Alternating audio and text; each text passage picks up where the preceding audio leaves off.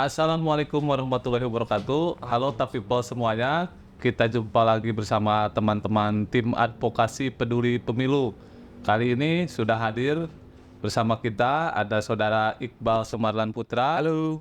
Saudara Gugum Ridho Putra, dan saya sendiri Irfan Maulana Muharram. Mantap. Jadi teman-teman, karena lagi rame nih bahas hasil debat cawapres, sebagaimana yang teman-teman tunggu dan masyarakat pada umumnya, penampilan Gibran. Seperti apa ulasan dari teman-teman tim advokasi peduli pemilu untuk hasil debat kemarin ya, karena yang banyak ditunggu kan memang sosok Gibran ini masyarakat tahunya irit bicara gitu. Ya. Pada saat debat kemarin menurut teman-teman seperti apa penampilan Gibran ini? Apakah di luar ekspektasi atau sesuai ekspektasi atau ada hal-hal yang lebih membuat apa namanya tuh membuat masyarakat menjadi lebih yakin lagi terhadap sosok Gibran ini, karena sebelumnya kan Gibran ini diragukan tuh hadirnya Ya. pada saat Diremehkan. debat itu diremehkan gitu. Jadi Saya cuma bilang meragukan loh, nggak bilang meremehkan. teman-teman gimana nih dari Iqbal gimana bang? Ini cuma kita dalam pembicaranya cuma Gibran aja, jangan cuma Gibran aja dong. Tapi yang kurang. ya semuanya Lah ya. kalau banyak ditunggu nih pasti sosok Gibran gitu. Kalau menurut Dari Gibran dulu boleh, mau dari Caimin dulu atau dari Mahfud MD dulu boleh. tapi yang memang yang paling menarik adalah Gibran memang kemarin itu ya mengejutkan lah kita bilang dari performa dia dan memang apa ya. Kalau saya sih masih melihat ya, gue masih melihat kayak ini ya seperti sudah dipersiapkan oleh beliau. Maksudnya untuk menghadapi itu gitu. Kita nggak tahu ya apa yang dipersiapkan Gibran selama menjelang debat itu gitu. Apakah dia kalau pikiran saudara gue sih apakah dia ikut seperti semacam kursus persiapan seperti CPNS tapi performanya bisa mengimbangi lah dua cawapres ini. Nah, kalau menurut Gugum gimana Gum? Jadi persiapannya sudah matang ya. Iya. Kalau Gibran ya, pertama sih memang cukup surprise ya. Hasilnya cukup surprise karena memang itu betul tadi awal-awalnya kan orang-orang semua banyak yang meremehkan dan meragukan karena berapa kali dipanggil untuk debat terbuka nggak mau nih bro. Iya betul. Nggak mau. Nah cuman ya pertama kesan yang kelihatan ya kemarin itu kelihatan dia menguasai bahan. Terus respon dalam itu oke tuh, ritmenya lugas segala macam dan tepat waktunya nggak pernah kan, nggak pernah lewat tepat waktu.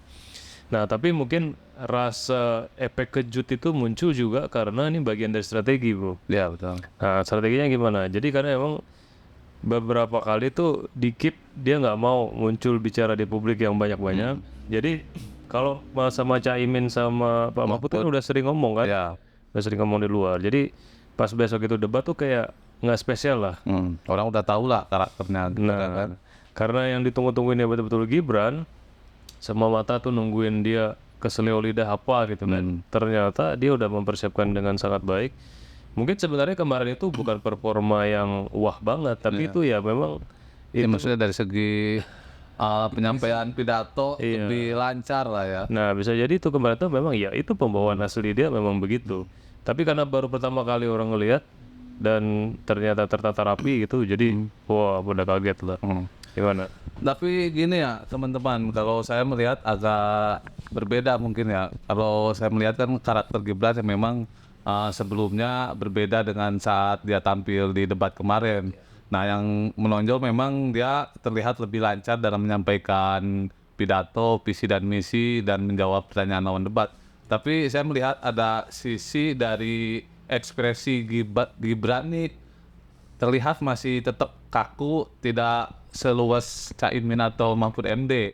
Nah di situ saya melihat kayak seolah-olah dia ini kayak menghafal gitu. Ada yang dihafal, kayak orang nih mungkin persiapan matang, kayak seolah-olah mau ujian nih, tapi kita akui memang persiapan dia emang benar-benar matang gitu. Tapi tetap kesan kayak menghafalnya masih kelihatan. Jadi ide dan gagasannya menurut saya itu nggak natural asli dari sosok Gibran sendiri gitu kan. Nah terus gini juga saya melihat dari hasil pas tanya jawab antara cawapres Mahfud MD dengan Gibran ataupun dengan Cak Imin, ini sosok Gibran ini begitu disinggung pertanyaan yang dari Cak Imin ya. Nah ini menarik nih.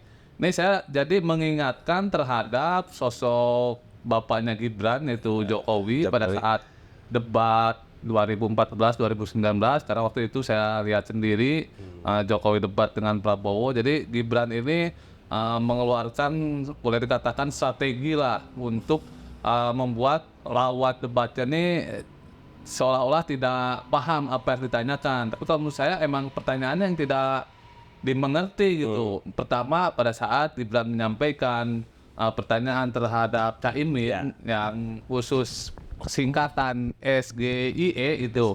Nah, memang Cak Imin akui di situ Cak Imin nggak paham SGIE itu apa. Tapi kalau saya sendiri melihat substansinya bukan masalah Cak Imin paham atau tidak paham, karena di sini kan yang kita lihat ini kita mencari calon pemimpin nasional, bukan yang hapa-hapa hanya sekedar singkatan, istilah gitu, terminologi gitu. Tapi substansi dari masalah itu apa itu? Gitu, kalau singkatan semua orang yakin lah, lu juga pasti belum dengar istilah SGIE, lu belum dengar juga istilah SGIE. Itu kepanjangan, jadi itu mungkin sebuah strategi supaya terlihat lawan debat itu tidak mengerti. Boleh diakui lah untuk strateginya, tapi saya sendiri melihat lebih kepada substansi yang disampaikan dari pertanyaan dan jawaban dari si lawan debat.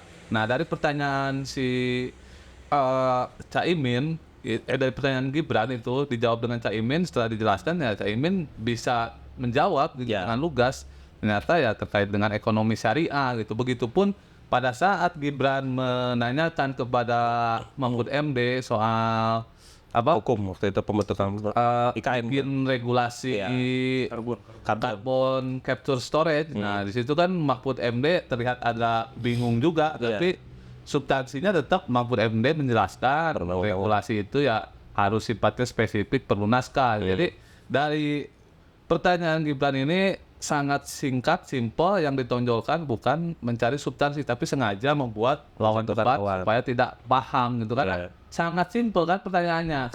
Bagaimana regulasi untuk bikin storage carbon capture storage gitu kan. Nah, itu kan sangat simpel, sederhana. Begitupun ke Cak Imin, SGIE yang ditanyakan kan cuma SGIE-nya apa gitu. Jadi substansi masalahnya apa gitu. Nah, itu sisi yang saya sedikit kritisi dari Gibran ini. Nah, yang kedua, pada saat Cak Imin memainkan retorikanya terkait dengan prestasi Gibran sebagai wali kota Solo gitu kan.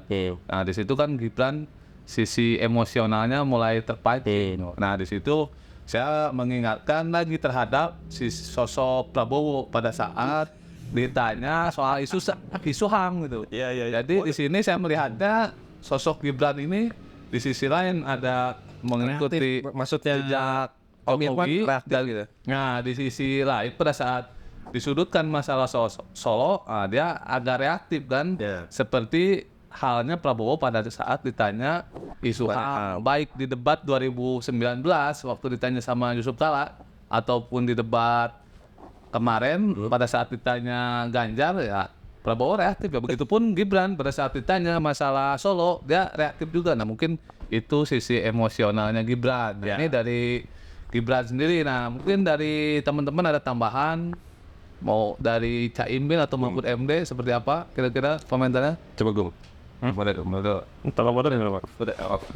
Iya, kalau pertama dua calon yang lain ya, memang kemarin Gibran jadi pusat perhatian karena baru pertama kali ngomong di depan publik. Walaupun kelihatan lancar, memang ada kesan kayak Menghafal. kayak menghafal. Nah, kemudian juga ada seenggaknya dua hal itu. Satu ya, soalnya dia persiapannya memang cukup matang. Terus juga betul tuh ada pertanyaan yang sifatnya personal. Nah, itu jadi menariknya ya kalau misalnya ngelihat paslon Gibran ini kemarin, karena waktu itu pernah juga di acara Mata Najwa kan hadir tuh semuanya. Nah, reaksi yang sama itu muncul ketika Prof Mahfud itu ngasih souvenir, ingat gak? Ya, ingat ngasih souvenir yang tangga jalan kan. Nah, pas dikasih tangga, terus Pak Mahfud bilang sama Najwa kan, nah inilah simbol karir seseorang. Iya. Karir itu harus step by step. Kadang di tangga melangkah. Nah, anak tangga satu. Kalau dia langsung naik ke atas itu instan ada banyak resikonya, permasalahannya. Wah itu disorot wajahnya Gibran waktu itu tuh kelihatan gelisah gitu, Iya. dan menahan ini gitu ya. Jadi tapi itu nggak tahu kenapa ya. Tapi mungkin juga itu perlu dianalisis juga ya. Maksudnya adalah bahwa yang dibilang Pak Mahfud itu bertahap itu penting kan, karena akhirnya kalau semuanya itu serba instan tuh, set gitu, ibaratnya kayak gini, ibaratnya orang naik eskalator gitu kan, kan tinggal diri aja tuh kita di eskalator jalan. Nah dibandingkan orang yang terbiasa naik tangga secara manual, tiba-tiba orang yang biasa naik eskalator ini mati listriknya. Nah ketika listriknya mati kan, dia harus naik tangga tuh, pasti sejak saat itu ada stres dia kan, karena ada kejadian mendadak dia harus atasi yang biasanya digerek sama mesin, dia harus naik ke atas. Nah kemarin reaksinya tuh mirip keluar kan ketika Caimin pertanyaan sederhana sebenarnya. Iya, sederhana. Tapi pertanyaannya adalah bagaimana bisa mendapatkan proyek seperti Solo kan, proyek nasional kan. Proyek strategis nasional ada sampai 32 proyek strategis nasional. Tolong dong dibagi tips and triknya supaya kota-kota lain itu juga dapat proyek yang sama. Iya. Nah, jawabannya ada 3 hal tuh. Seenggaknya ada ekspresi personal yang keluar tuh. Jangan tendensius seperti itu, ada kata-kata itu kan. Kemudian dia bilang, ini semua sudah fair kok. Gitu. Nah, satu lagi dia bilang, anggaran dan program Solo yang sebelum saya itu Jauh lebih besar. jauh lebih besar. Nah, Jadi tidak menjawab substansi pertanyaan. nggak menjawab. Baru ketika dipertegas yang kedua kali, baru dia jawab, ya kalau wali kota sih standar lah. Ya, semuanya kan mempersiapkan kriteria kesiapan. Nah, jadi maksudnya ada persyaratan-persyaratan yang dipenuhi gitu kan. Lalu kemudian dibilang ada persyaratan untuk memenuhi proposal program strategis itu. Nah, kemudian wali kota itu harus melakukan hal-hal yang non teknis, gitu kan, membuat pengamanan lokasi segala macam, negosiasi sama penghuni yang ada di sana. Kalau itu kan sebenarnya hal yang standar ya, sama-sama bisa dilakukan oleh semua. Berarti nggak ada tips khusus dong. Kabupaten dan kota. Itu kan sekaligus juga akhirnya gini. Jadi karena pertanyaan itu personal, reaksinya juga personal. Nah, kelihatan tuh di situ.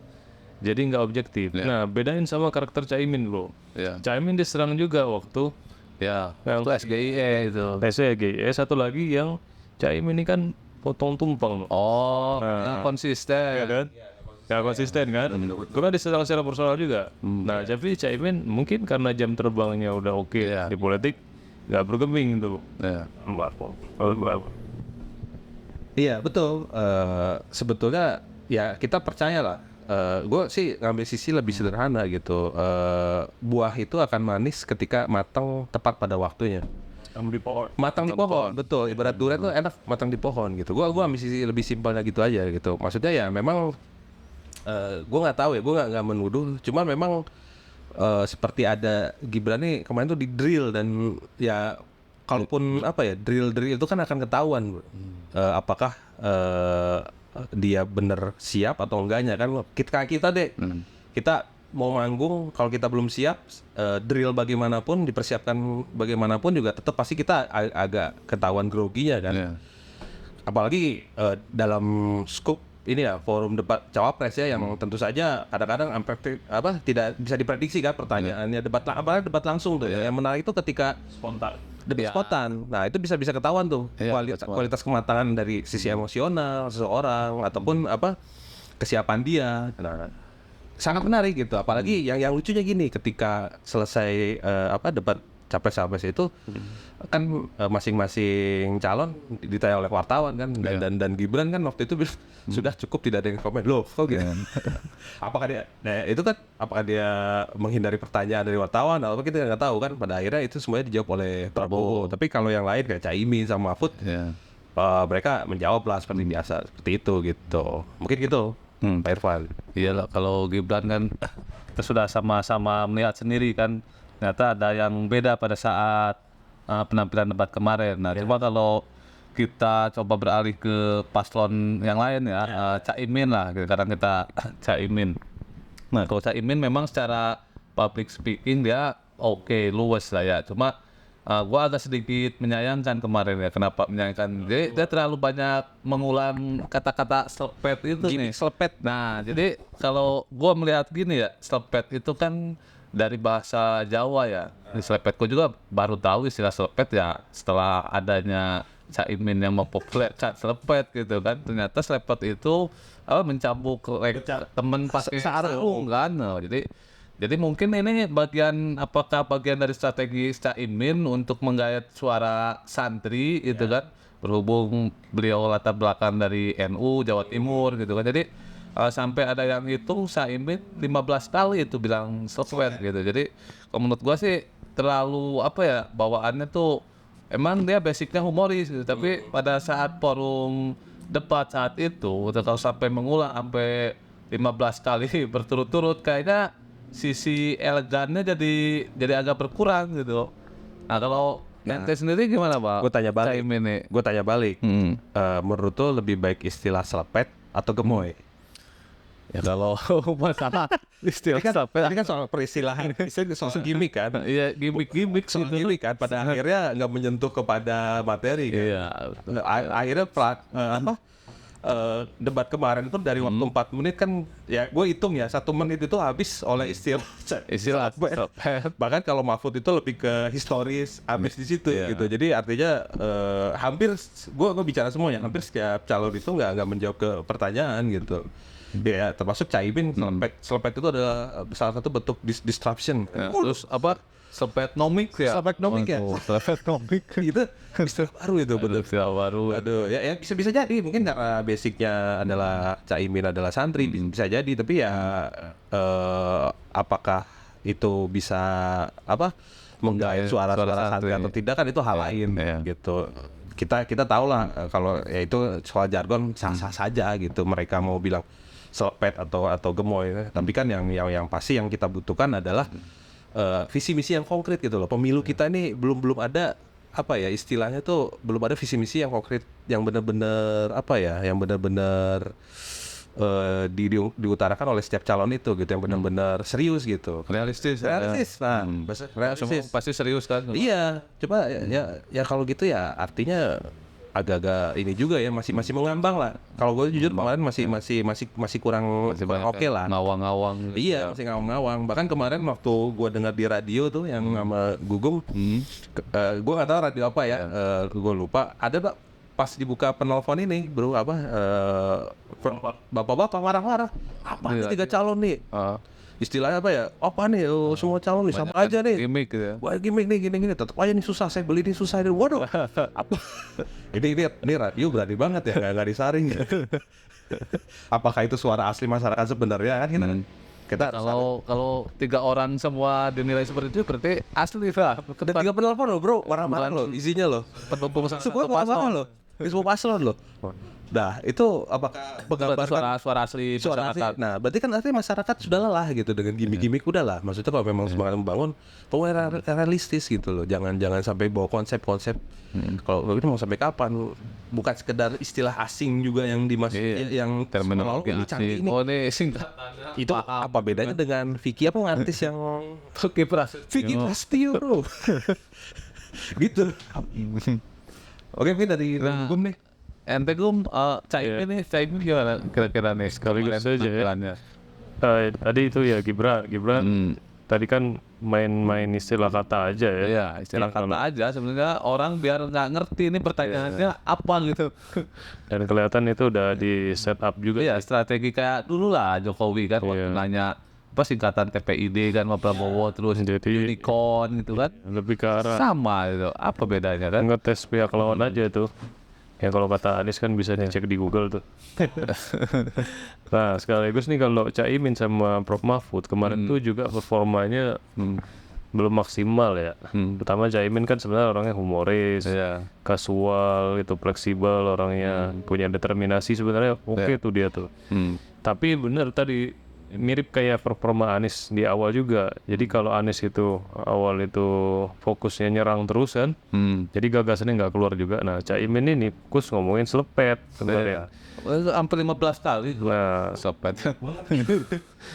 Nah, selepet yang diomongin ini juga, ya walaupun mungkin itu bagian dari gimmicknya ya, bagian dari gimmicknya, tapi bener nggak keluar gagasan realnya apa gitu. Walaupun ada beberapa, misalnya dia bilang nanti ada dana kredit 5% APBN buat anak muda, terus ada, ini yang agak gua bingung yang bangun 40 kota setelah Jakarta itu gimana menurut lu tuh? Ya. itu agak makanya dibantah dan malu dua-duanya kan. Kata Gibran kritik Caimin, Caimin ini mau bangun 40 kota selevel Jakarta tapi Nolak IKN. IKN ditolak. Terus kata si Mahfud, apa namanya, gimana mau bangun 40 kota, satu aja ini belum kelar-kelar, nggak ada yang mau investor datang kan. Nah jadi kalau Caimin nih kurang keluar kemarin potensinya, lebih banyak, kenapa ya, lebih banyak fokus mungkin tadi yang gunakan kata selepet, terus yang kedua juga lebih fokus pengen nyerang, tapi kelihatannya dia agak kaget sama performa Gibran dan dan Pak Mahfud. Nah sementara Pak Mahfud kemarin itu juga nggak maksimal. Kenapa? Satu, masih soal hukum aja. Iya. Pak Mahfud memang kelihatan dia berkutat di hukum terus. Gitu. Terbatas di masalah hukum aja kan. Temanya kan kemarin bukan tema hukum, investasi, gitu, pajak. Iya, ekonomi, pajak, investasi segala macam kan. Nah itu nggak keluar. Terus yang kedua, ya mungkin karena usia juga ya. Jadi kelihatan yang merepresentasikan generasi tua gitu. Iya. Terlihat old school, resmi, kaku gitu. Iya, pertama itu ya. Sebenarnya nggak masalah sih kalau pakai itu. Cuma kan tinggal pembawaannya aja kan. Nah dan kelihatannya die hard banget masalah hukum, penegakan hukum terus, korupsi, hukum terus, investasi, korupsi apa yang pinjol kita pidanakan. Jadi apapun masalah ekonominya pidanakan, solusinya hukum terus. Kalau agak ngeri-ngeri juga nih masalah perdata mau dipidanakan, salah. Jadi kebanyakan tanah berpidana. Nah tanah juga, jadi solusinya apakah cukup orang dipidana semua? Jadi nah itu. Nah dia ngeliatnya selalu dari perspektif penegakan hukum terus, walaupun sebenarnya nggak salah ya. Tapi kan kalau ada masalah ekonomi, solusi ekonominya apa? Iya, gitu solusi kan. ekonomi yang kita tunggu gitu. Itu. Nah yang menarik sebenarnya adalah soal tadi udah ya 40 kota itu udah ya. Terus ini juga perdebatan Gibran sama apa namanya Caimin. Ya kalau Pak Mahfud kemarin ada yang keluar secara emosional nggak ya? Yang waktu ditanya ini mungkin regulasi sama Gibran itu. Iya, jadi dia menjelaskan ke teknis ininya apa ke teknis pembuatan regulasi undang-undang. Akhirnya itu ya itu nggak salah. Kita secara normatif itu kita tahu masalahnya kan apa. Kita akui karena ya Gibran kan sedikit mancing. Iya, bisa tadi gue bilang Bisa Gibran dicari Pak itu. ya, pengen ditonjolkan nih istilah asingnya supaya lawan debat nih seolah-olah nggak ngerti gitu kan. Padahal substansinya bukan itu, tapi substansinya lawan debatnya paham gitu. Paham sebetulnya. Iya, SGIE sama juga itu kan singkatan gitu kan. singkatan bahasa Inggris, tapi bilangnya bukan SGIE gitu. Iya. Bilang SGIE bahasa Indonesia. Nah, konsisten juga berarti kan. Itu bagian dari strategi aja, strategi betul. Cuma menjatuhkan lawan debat gitu. memang gimana ya? Apakah perlu evaluasi ya sebetulnya ya format debat dalam pemilu kita tuh ya sebetulnya biar lebih mengeluarkan potensi. Karena apa ya? Kurang menarik juga ya kalau tema-tema itu hanya sekedar diundi gitu ya. Maksudnya nggak secara debat terbuka, memang panelis menanyakan langsung segala macam ya. Mungkin bisa jadi evaluasi juga ya. Ya terlalu banyak nyindir, kalau terlalu banyak nyerang juga nggak seru kan. Jadinya serangan-serangan personal, nggak ada gagasan yang diadu gitu. Kalau lu nonton debat capres Amerika itu kan, dia bahas satu isu tuh benar-benar tuntas ya. benar-benar tuntas dan dari teorinya keluar, Detail gitu. dari strateginya gimana. Baru terakhir dia komentarin strateginya Iya. pihak lawan gitu. Ini strategi, Terlalu banyak loncat-loncat kan. gagasan Durasi diri juga nggak, menurut gua sih agak Terlalu- kurang gitu durasi. Iya. Ini 1 menit, ini 2 menit gitu. Format ini kita ini aja ya, ini aja apa di luar ini ya. Mungkin akan menarik kalau format debat itu seperti forum ilmiah gitu, bro. Forum ilmiah kan rigid, serius, dan memang tanya jawab tuh benar-benar berdasarkan fakta, berdata gitu. Ya katakanlah seperti ujian disertasi lah, diuji lah. Oh, iya, konsentrasi baru diuji gitu. Iya. Panelis itu menguji. Berarti kayak sidang dong. Ya itulah yang kita cari. Kalau kita mencari kualitas harus seperti itu gitu. Dibanding soal gini, Anda mau di 2009 kita masih mendengar istilah aneh. Hari ini selepek, di 2029 mungkin istilahnya apa ya? Mungkin bisa istilah lain gitu. Ya begitulah gitu. Masih ya mungkin bertahap lah ya. Itu mungkin kita bisa lihat di pemilu selanjutnya lah ya. Atau mungkin di debat selanjutnya bahkan. Nah, debat selanjutnya. Jadi debat ini tuh tinggal berapa kali lagi sih? Debat masih ada 3 kali lagi. 3 kali lagi. Capres 3 kali. Capres 2, 1 Oh, capres 2 kali lagi, cawapres 1 kali lagi. ya. Nah, kalau yang 2 kali untuk capres nih temanya apa? Apa ya? Gue lupa. Gum. Cawapres Capres nanti ada tuh masalah green economy. nggak ada isu hukum cawapres. Aduh, justru gua Kayaknya udah tunggu disebut nih itu isu, pertama ya. isu hukum nih cawapres nih. Waduh, kalau gitu unggul nih Pak Mahfud nih. Bisa jadi balas. Bro, gimana jadi nilai 3 Ya kalau kami sih di sini nggak bisa memberikan nilai ya. Maksudnya nilai kan terkesannya nanti subjektif. Biar temen-temen aja yang menilai nanti dari paslon 1, 2, 3. Kalau gua sendiri sih nggak bisa kasih nilai kalau kita dituduh pendukung salah satu paslon, karena TAPP di sini berdiri independen, tidak mewakili paslon manapun. Nah, kalau pendapat gue nggak, gue sepakat. Kita nggak menilai masing-masing calon, tapi gue menilai kualitas keseluruhannya. Dari debat capres ini memang belum kepras gitu. Apa yang konkret enggak ya, mungkin ya nilainya 7,5 lah dari 10. Untuk siapa apa deh? Ini untuk apa debatnya keseluruhan ya. Oh, Keseluruhan debat maksudnya tuh kemarin ya. berpaslon. Bukan salah satu paslon ya 7,5 lah. Ya masih, karena kita kan melihat masih banyak hanya formal gimmick gitulah. Itu mungkin dari Ibu mungkin. Iya, kalau saya sih ngeliatnya pengen ngeliat gagasan ya sebenarnya. Walaupun terakhir tuh kayak Caimin baca gitu ininya gagasannya kan. Mahfud MD apalagi yang terakhir kan baca 1, 2, poin per poin. 1, 2, 3.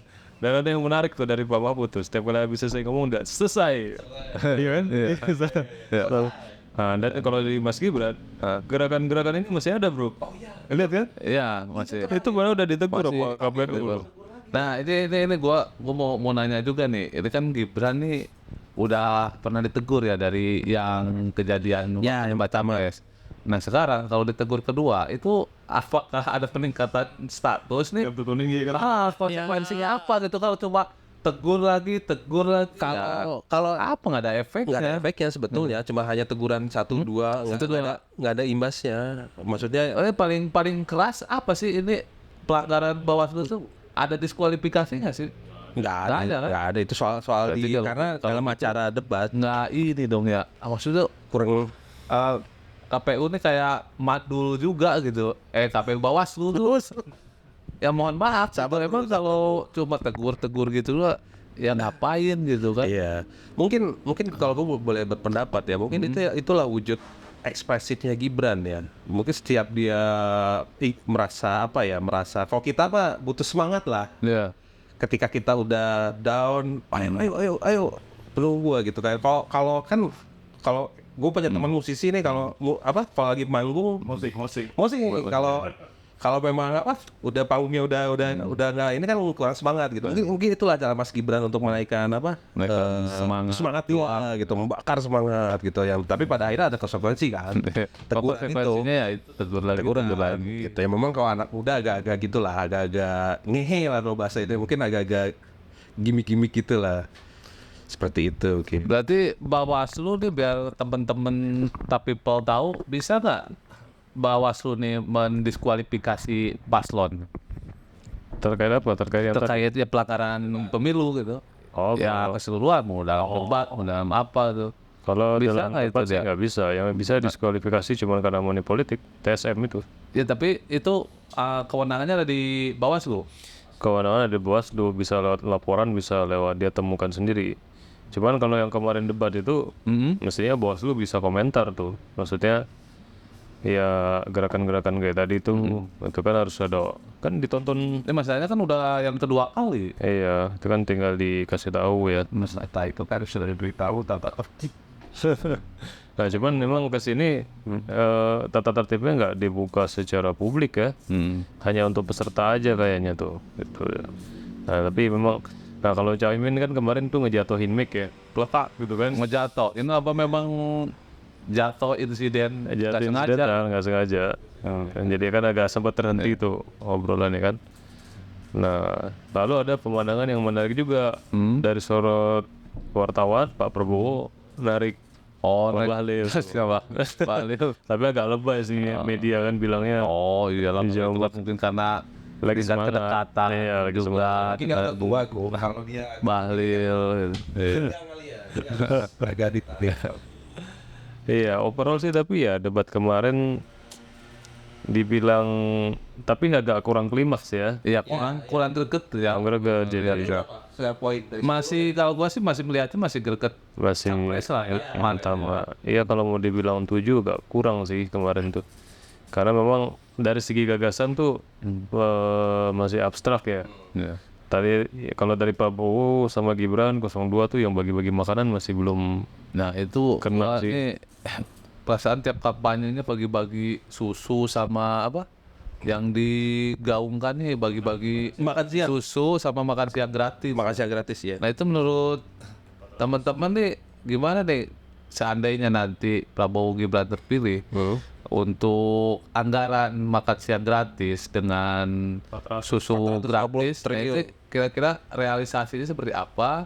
Terus resikonya seperti apa? Kan tentunya ini banyak pengadaan yang melibatkan pihak-pihak tertentu kan. Ini apakah beresiko untuk nanti ada celah dalam kasus-kasus korupsi gitu kan?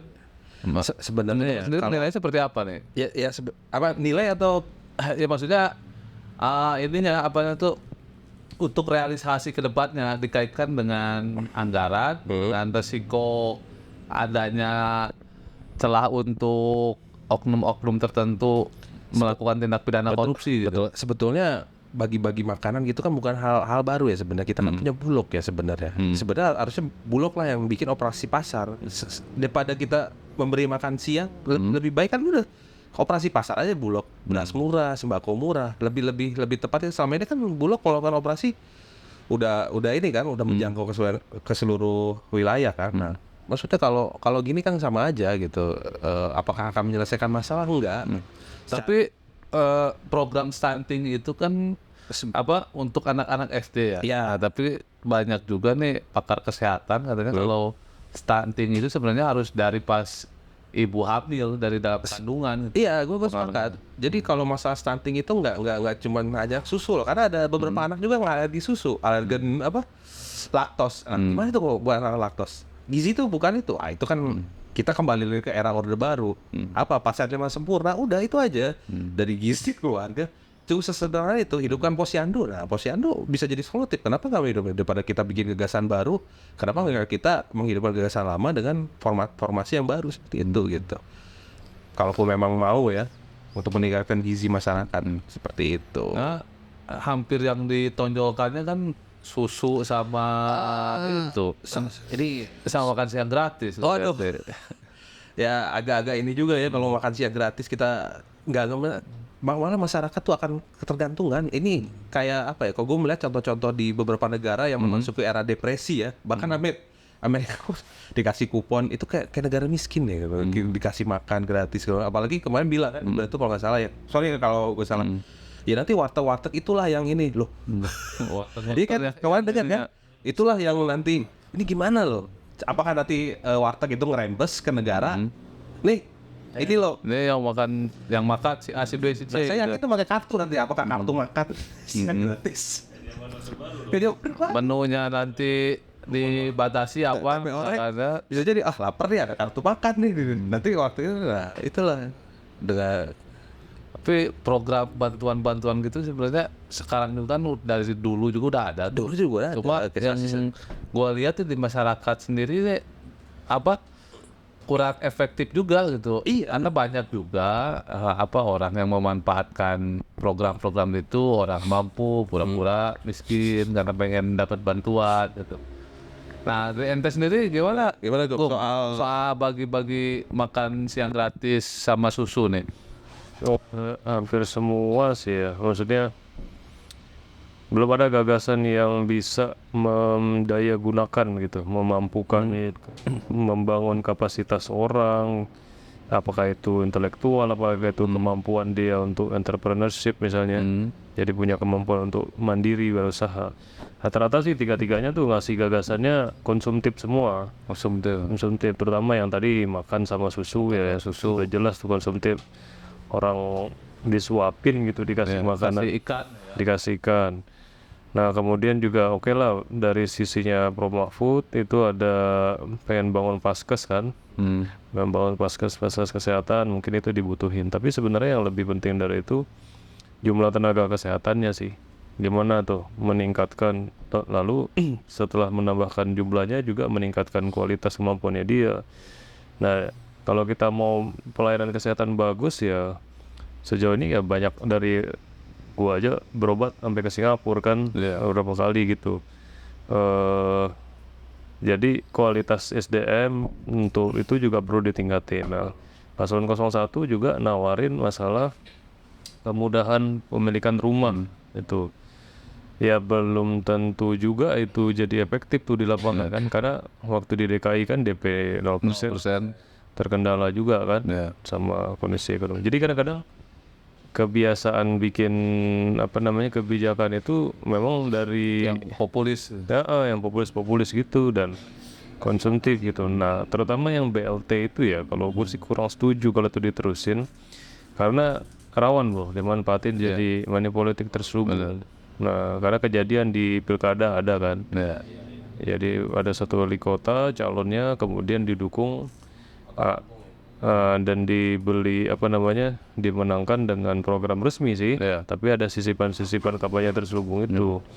Ya ke depan sangat disayangkan sih 3 paslon ini sejujurnya belum ada ide yang keren banget gitu. Misalnya ya kalau mau ide keren banget ya, gue bukan mau nyapres Ini kan misalnya gitu kan.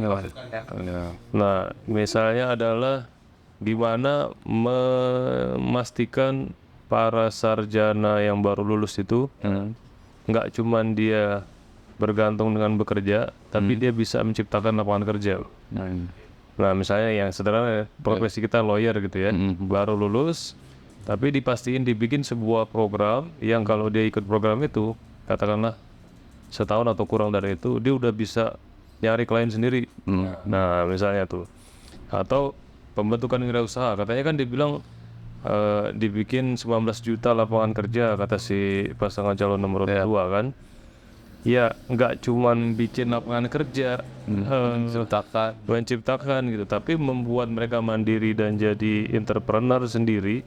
Karena program yang memampukan dia bisa mandiri itu yang paling penting sebenarnya.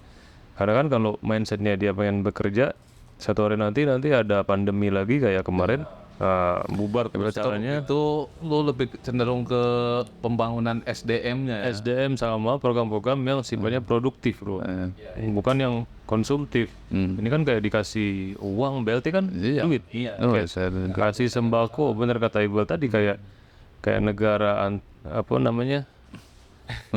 negara miskin ngantri begitu. Itu bro. Jadi gimana teman-teman?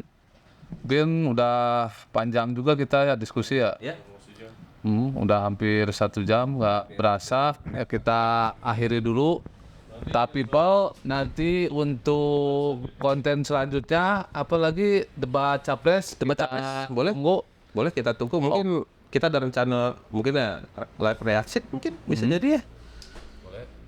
Coba komen aja. Jangan lupa tapi Paul subscribe, like, and comment. tim advokasi peduli pemilu. Sampai jumpa. Dadah.